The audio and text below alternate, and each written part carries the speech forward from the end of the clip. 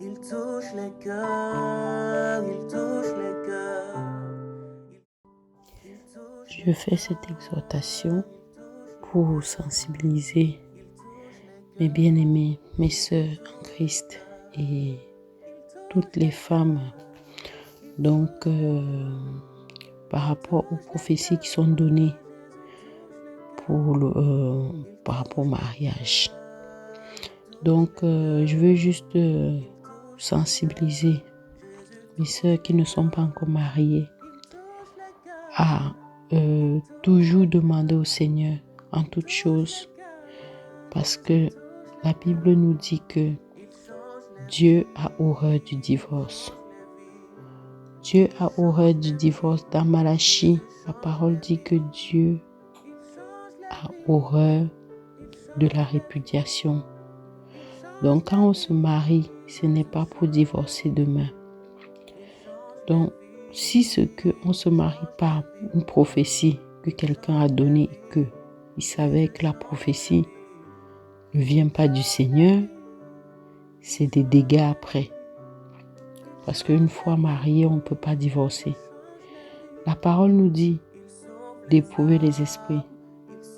Dieu nous dit de ne pas mépriser les esprits, mais il nous donne la sagesse, il nous dit d'éprouver toutes choses, toutes les paroles qui sont données. Donc, maintenant, quelqu'un ne peut pas, que ce soit la personne qui va vous dire, parce qu'il y a une mode maintenant dans les assemblées, que ce soit dans les assemblées, que ce soit entre frères et sœurs en Christ, ou si un homme voit une femme qui lui plaît, ça peut arriver qu'il lui dit « Dieu m'a dit, tu es ma femme ». Ou aussi un frère en Christ ou une sœur en Christ va venir prophétiser à l'autre que c'est telle personne ton mari ou ta femme. Mais n'oublions pas que le Saint-Esprit, qui est l'Esprit de Christ, qui est Jésus lui-même, Yeshua Mashiach, lui-même déjà nous parle. Dieu parle, nous savons tous que Dieu parle. Si le Seigneur a donné la prophétie à quelqu'un, il nous confirmera. La Bible nous dit que Dieu confirme toujours sa parole. Le Seigneur ne peut pas donner la parole sans ne pas confirmer. À chaque fois qu'il donne sa parole à quelqu'un, il la confirme toujours à quelqu'un d'autre. Donc, moi, je veux juste sensibiliser mes sœurs qui ne sont pas encore mariées, que si quelqu'un vient vous donner une prophétie par rapport à un frère, à un homme, celui-ci est ton mari, Dieu m'a dit, ou la prophétie tombe que non, c'est lui. Posez la question au Seigneur afin de ne pas faire des dégâts après. Parce que c'est une fois dans la maison que vous risquez de vous rendre compte que finalement, c'est pas ça. Et quand on se marie, ce n'est pas pour divorcer. Parce que comme je vous ai dit au début, Dieu est la répudiation. Dieu déteste le divorce. Si Dieu a mis l'homme et la femme, c'est pour qu'on soit une seule chair.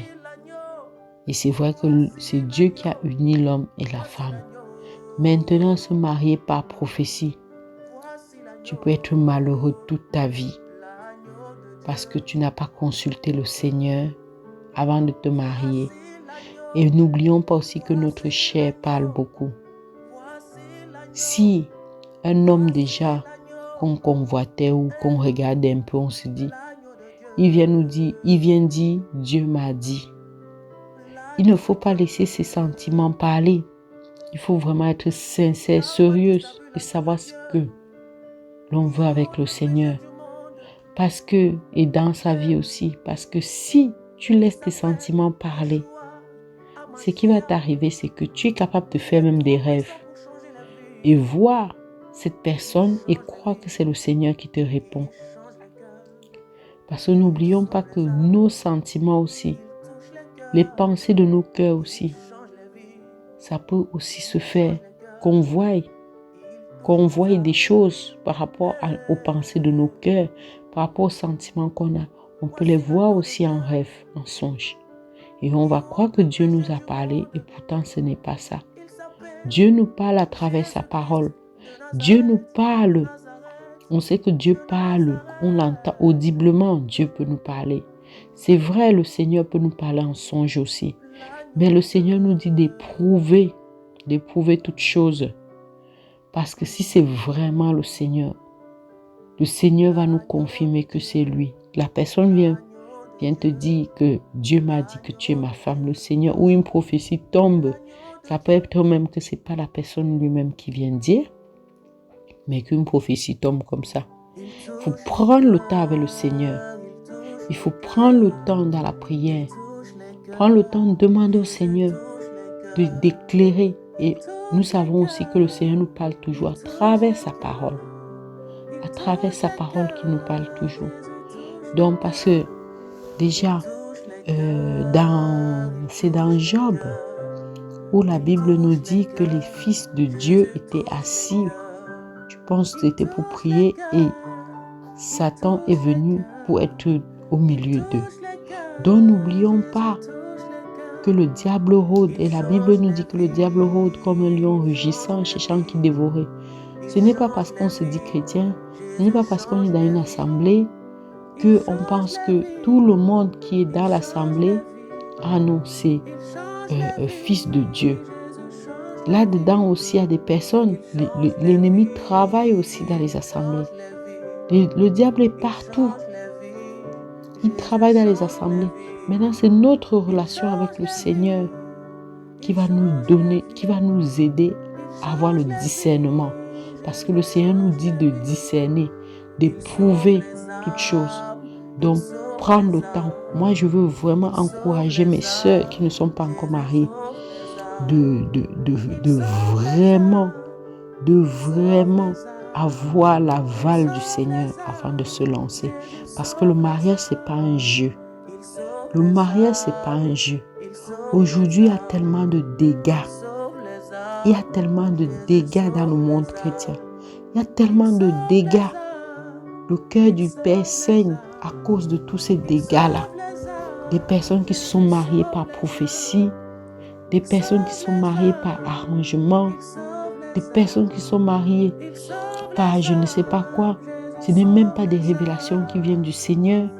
Par révélation, on révèle des choses qui ne sont même pas vraies et les personnes se retrouvent à se marier et quelques mois après, quelques années, ils sont dehors pour le divorce.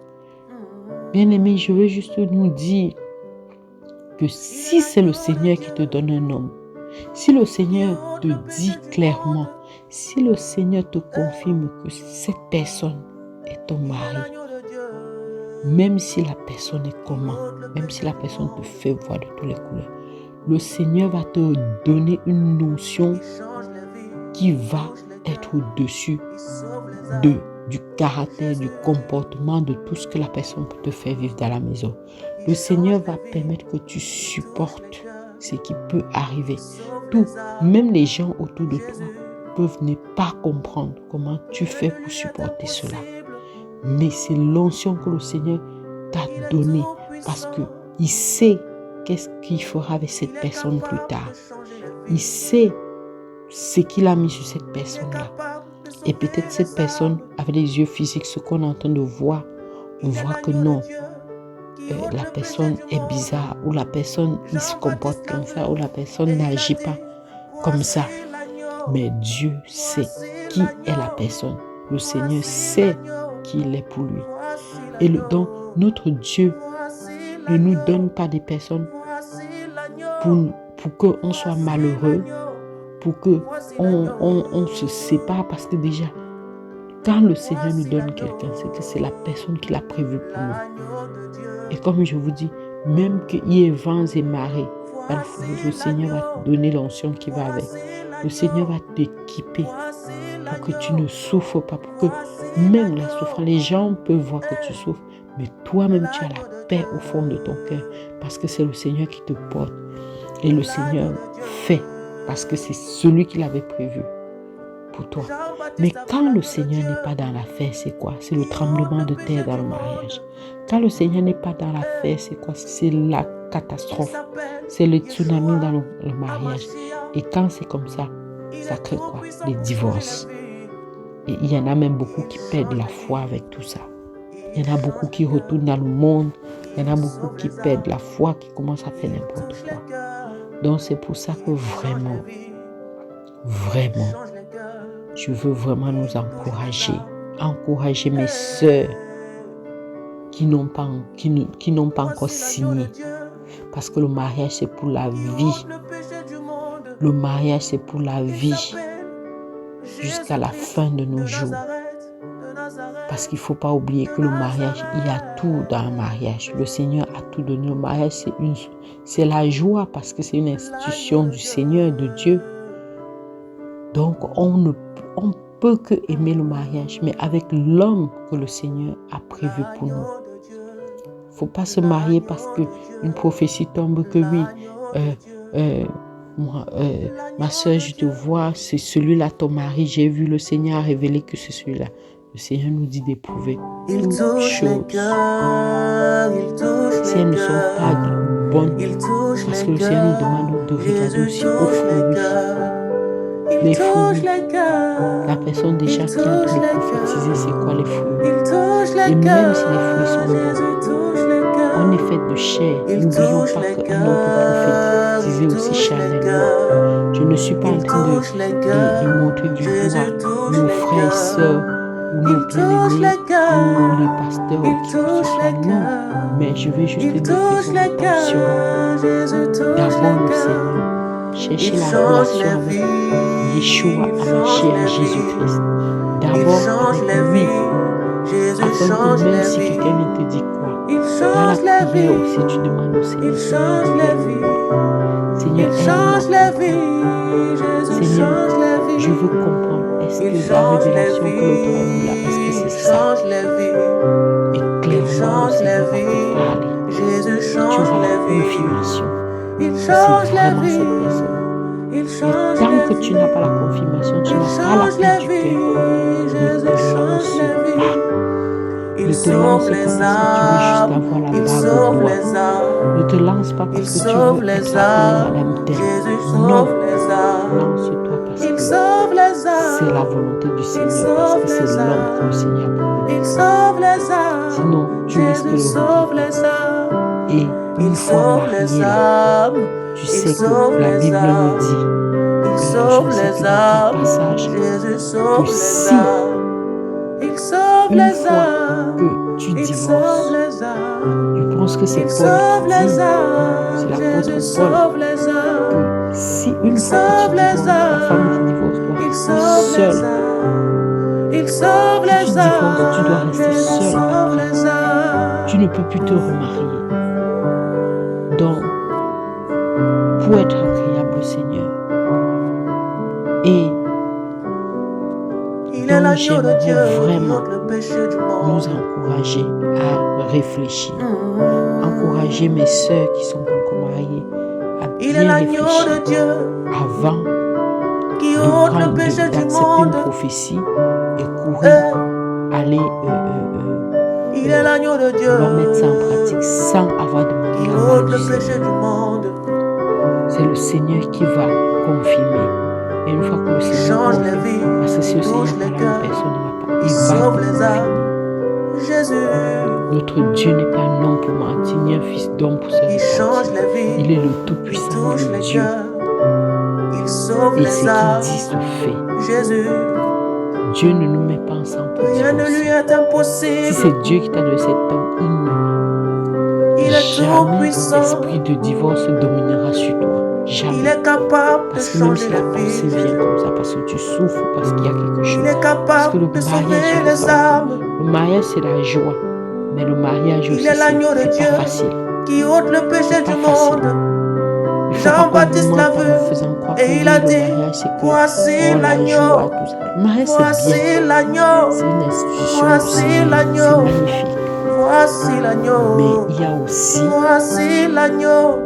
des moments difficiles. Des moments très difficiles. Et si Voici c'est que l'agneau. tu n'es pas